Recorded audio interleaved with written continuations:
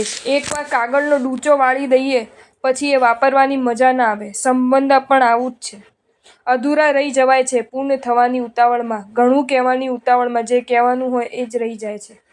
ગ્રંથ પકડવાની જે નથી મળતું તે ગ્રંથિ છોડવાથી મળે છે.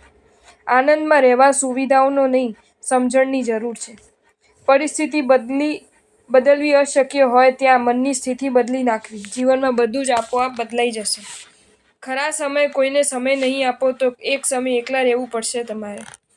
થોડા ઘણા અધૂરા સપના હતા એમની આંખોમાં. પપ્પાએ એને વેચીને મારી શાળાની ફી ભરી દીધી.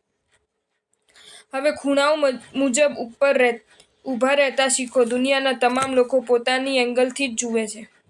પોતાનું સંપૂર્ણ જીવન આપણી પાણી વૃક્ષને ઉછેરે છે એટલે જ એ પાણી લાકડીને ડૂબવા દેતું નથી.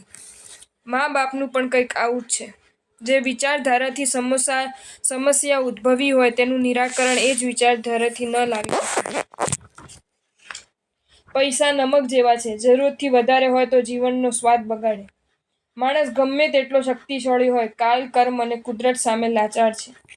જે દિવસે આપણે એ સમજાઈ જશે કે સામેવાળો વ્યક્તિ ખોટો નથી, માત્ર એના વિચારો જ આપણાથી જુદા છે, એ દિવસથી જીવનમાં બધા જ દુઃખો અને મતભેદો સમાપ્ત થઈ જશે. સમય યોગ્ય જ કરે છે, પણ યોગ્ય સમયે.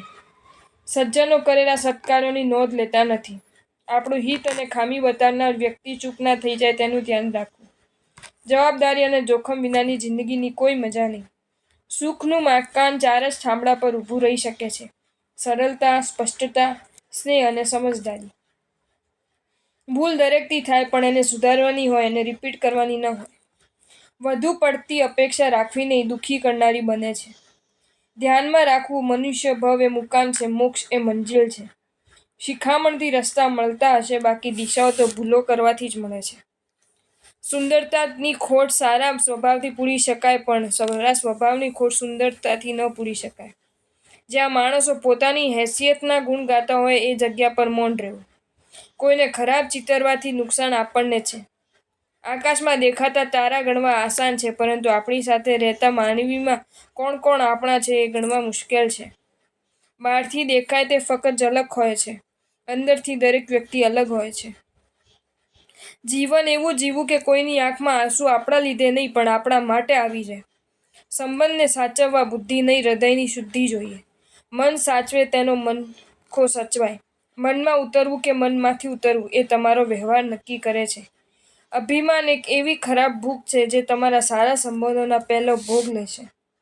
દરેક વ્યક્તિ પોતાની લાયકાત પ્રમાણે ચમકે છે, ઈચ્છા પ્રમાણે નહીં. જો તમને આ વિડીયો ગમ્યો હોય તો આ વિડીયોને લાઈક કરો અને મારી ચેનલ જૈન ફેક્ટ્સ એન્ડ સ્ટોરીઝને સબસ્ક્રાઈબ કરો. ધન્યવાદ.